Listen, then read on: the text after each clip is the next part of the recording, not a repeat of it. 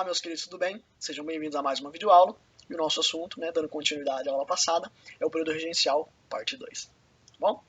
Primeira coisa aqui que eu preciso comentar com vocês é que nesse período regencial nós tivemos uma regência trina provisória, uma regência trina, ou seja, 3 pessoas governando permanente, e depois as regências unas, tá bom? Uma pessoa só governando. Já guarda isso de informação para vocês. Começando então pela regência trina provisória. O que nós temos de mais importante para ressaltar desse período? Primeiramente, um afastamento dos portugueses do exército brasileiro. Então, esse período regencial quer ter mais autonomia em relação aos portugueses, porque durante o primeiro reinado a gente sabe que o Dom Pedro I ele era português. Ele tinha muito apoio dos portugueses aqui no Brasil. Agora que ele foi embora, a ideia é tornar o Brasil um pouco mais brasileiro. Então, um afastamento aí, um sentimento anti-lusitano muito forte nesse momento. Suspensão do poder moderador e do Conselho de Estado, que são basicamente alguns ministros, assim, que funcionariam mais ou menos assim, auxiliares ao governo. E esse poder moderador aqui, sendo suspenso, é muito interessante, tá? Você já pensa aí que o poder que o Dom Pedro I exercia para ser muito autoritário, que é uma crítica muito grande que ele sofria, aqui ele vai ser suspenso. E a ideia é manter isso suspenso. Então, uma ideia de descentralizar um pouco o poder, tirar tanto o poder do chefe do executivo, né, que no caso ali, mais para frente seria Dom Pedro II. Anistia para todos os homens expulsos por Dom Pedro I do país também. Então aí retomando uma característica aí, de novo falando do autoritarismo do Dom Pedro, né, tentando reverter essa situação. Tá bom? E aí depois nós temos uma regência trina permanente, que teria aí o seu mandato de 4 anos para governar e depois seria substituído por outra. Tá? Mas a gente vai ver que depois isso vai se mudar para as regências unas. Nós temos aqui políticos conservadores. Aqui, políticos conservadores. Aqui tudo ao vivo. Tá? Então, essas ideias aqui de diminuir o poder central, de afastar dos portugueses, de tentar uma anistia, que são características mais assim liberais, moderadas, mas liberais, aqui a gente já tem políticos conservadores. Então é o contrário disso, tá bom? Nós temos a oposição dos grupos mais radicais, que queriam uma descentralização política, aqui eles querem o contrário, eles querem centralizar o poder. Tá? Os conservadores querem centralizar o poder, querem um poder central forte. E os liberais querem a descentralização, o poder dividido entre as províncias. Essa é a maior diferença entre eles, tá bom? Aqui é importante, né, o cara que vai ser escolhido para ser o ministro da Justiça é o padre Diogo Antônio Feijó, que é um liberal moderado, apesar de estar aqui em um governo conservador. Mais para frente, ele acaba se tornando regente uno também. É importante a gente comentar isso já, tá? Uma coisa que vai ser criada nesse momento é a Guarda Nacional. O que é essa Guarda Nacional? Muito importante, tá?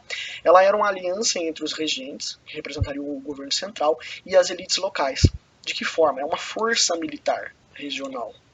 Então, essas elites locais passariam a controlar essa Guarda Nacional, cada um ali na sua região, né, e somado todos eles seriam aí a Guarda Nacional. Só que daí existe uma oposição em relação ao Exército.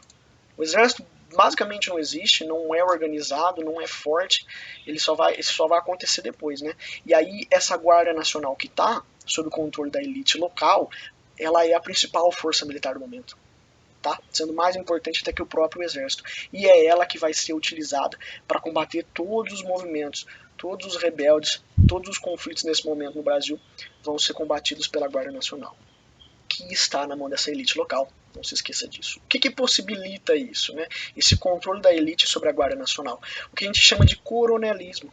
É uma coisa muito importante que a gente fala muito sobre ela lá na primeira fase da República. Só que é nesse momento que ela começa a se estruturar, começa a se organizar. Porque grandes fazendeiros vão comprar ou vão adquirir, vão ganhar esse título de coronel e são eles que controlam a Guarda Nacional. Então a partir disso eles vão se tornando muito fortes, muito poderosos, muito importantes. E aí lá no começo, na primeira fase da República, eles vão ser a base de todo o processo político, todo o processo eleitoral, que começa a se constituir aqui, tá? Durante esse período regencial. Temos também nesse momento o Código de Processo Criminal de 1832. O que é isso? É um padrão de justiça, unificar a justiça, né?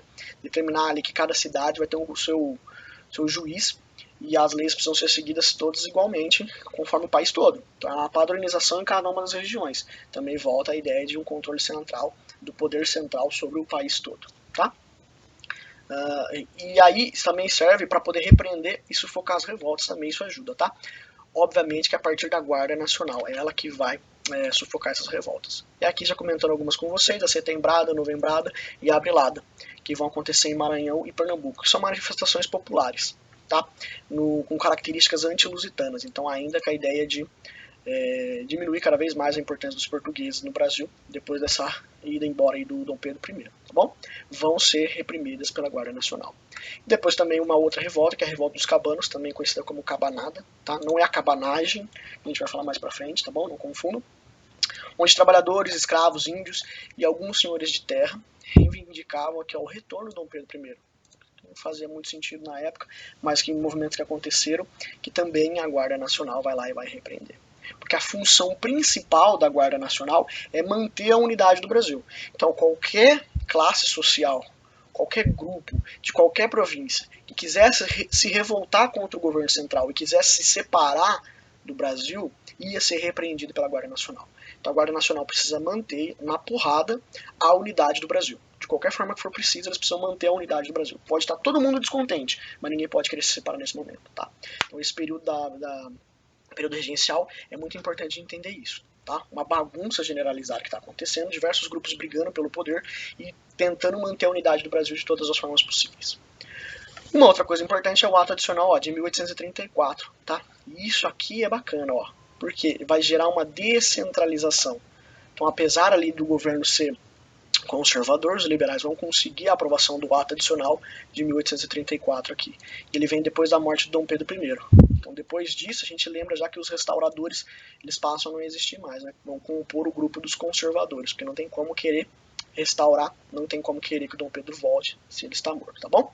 Mas o que isso aqui gera? Ó, o ato adicional de 1834. Criação das Assembleias Legislativas Provinciais, que vão substituir os Conselhos Gerais, que eram submissos ao Imperador. Então agora cada província tem a sua própria Assembleia Legislativa, vai poder criar suas próprias leis. Então isso é uma descentralização política bem importante, tá? Outra coisa importante é a mudança de regência trina, que a gente está comentando, né, para regência una. Então só um governante vai ter nesse momento. Suspensão do poder moderador, que também é muito importante. Então, esse ato adicional possibilitou muita descentralização. E isso é muito bacana. E aí, o primeiro governante aqui, ó, da regência una é esse Diogo Antônio Feijó, que vai governar de 1835 a 1837. E ele que é um cara que é liberal moderado. Bom, o que ele vai propor, o que ele vai fazer no seu governo? Nós temos primeiro aqui, ó, ele vai reforçar a lei Feijó, que é uma lei que ele mesmo tinha criado, que é a proibição do tráfico de escravos. Depois, essa lei acaba se tornando uma das leis chamadas de leis para inglês ver, porque é uma lei que não vai funcionar muito na prática, tá? O fim do tráfico de escravos vai acontecer a partir de 1850 com a lei Eusébio de Queiroz. Mas nesse momento aqui ele está reforçando uma lei que ele mesmo criou, que seria para acabar com o tráfico de escravos. Tá bom? Revoltas, vão acontecer revoltas, né? Por causa até da liberdade que o ato adicional deu para as províncias. Então a ideia era que a partir do ato adicional, as províncias vão ter mais liberdade. Se as províncias têm mais liberdade, elas vão querer se separar? A ideia seria que não. Vocês querem mais liberdade? Estou dando. Só que elas vão aproveitar, né, as províncias vão aproveitar que elas já tiveram mais liberdade para pensar assim, se a gente já teve mais liberdade, vamos nos libertar de verdade. O restante que falta é se libertar completamente. Tá? Então acabou que não resolveu o problema. E aí, por causa de diversas revoltas, sem muito apoio, o Feijó vai acabar renunciando. Quem assume depois dele? É a regência una do Pedro de Araújo Lima, que foi de 1837 a 1840. Esse nosso querido Pedro de Araújo Lima, ele era conservador. Então é o contrário do Feijó. Tudo que o Feijó fez, ele vai querer fazer o contrário, basicamente, tá? Ele vai criar uma lei interpretativa do ato adicional, porque ele queria acabar com o ato adicional. Ele queria tirar essa liberdade que foi dada para as províncias. Ele faz isso a partir dessa lei interpretativa. Então ele centraliza a política de novo, com o controle da Guarda Nacional ele vai tirar das elites locais, das elites regionais, vai pegar isso de novo para o poder central. Supressão da autonomia das províncias e o poder moderador vai ser restabelecido. Então, basicamente, ele vai passar um pano em cima do que o Diogo Feijó fez e vai retomar todo o controle político, vai ter uma centralização muito forte. O que o grupo dos liberais vai fazer por causa disso, né? Já que eles perderam o poder agora, quem está mandando são os conservadores. Eles vão criar esse, Clube da Maioridade. Porque a ideia é que os liberais e os conservadores iam parar de brigar quando o nosso querido Pedro de Alcântara, está aqui, o Pedrinho, se tornasse maior de idade, ali aos 21 anos, assumisse como rei, imperador, e aí ele passaria a exercer o poder central, e aí os grupos teriam que trabalhar em função dele. Né? Então as brigas entre os grupos iam acabar, pelo menos, né, nesse sentido, na ideia deles, e também as províncias iam parar de tentar se libertar do Brasil, porque daí estaria todo mundo sujeito, né, ao Dom Pedro II. Todos eles seriam súditos do Dom Pedro II, todas as regiões pertenceriam ao território desse rei, desse imperador. Então esses liberais, eles vão criar esse clube da maioridade, vão se juntar com o Pedrinho para tentar antecipar a maioridade dele. E aí esse é o episódio chamado de golpe da maioridade. Ele aos 15 anos vai ser declarado maior de idade e já vai assumir, ó, recebendo o título de Dom Pedro II. Dessa forma, então, a gente começa o segundo reinado e aí acabou esse período regencial. Um pouco antes, né, dos 21, vai antecipar com esse golpe da maioridade, então aos 15 anos ele começa a governar. Resolve todos os problemas? Ah, só pelo fato dele, de um menino, com 15 anos se tornar imperador, acabaram as revoltas? Não, algumas ainda vão continuar.